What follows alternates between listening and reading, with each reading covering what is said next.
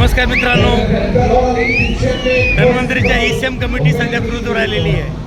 27, 28, 29 3 दिवस या क्रूजवर आहे. 10 मध्ये क्रूज आहे.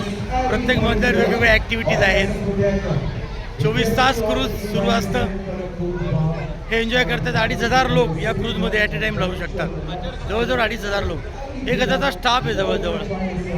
सगळ्या प्रकारचा अन्नपदार्थ, खाद्यपदार्थ किंवा स्विमिंग टँक आहे, डान्स आहे, शोज आहेत वेगवेगळे.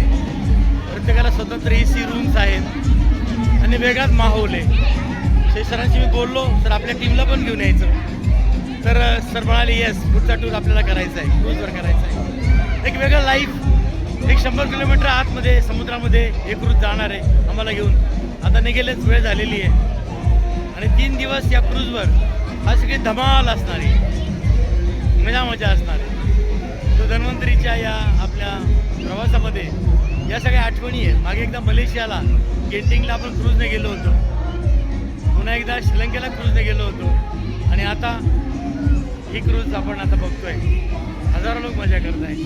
वेगळ्या प्रकारचं लाईफ सगळ्यांना जगायला मिळावं म्हणून आपल्याला जबरदस्त टीम उभी करायची. कारण टीम हे यशाचं सिक्रेट आहे. कुठलाही अवॉर्ड रिवॉर्ड, कुठलाही टार्गेट, कुठलाही टूर जर अचीव करायचं असेल तर तुमच्याकडे मोठी टीम असली पाहिजे. ती टीम घडवायचं काम झालं तुमचं, तो लीडर आहे. बघा, कंपनीने जेसलमेर डिक्लेअर केलं आणि अवघ्या 2,000 माझं अचिव्हमेंट झालं. बस 3 महिने दिलेले. तर तुम्ही टीम तयार करा, तुमच्या टीमला सपोर्ट करा आणि आपण सगळे येऊया या क्रूजवर.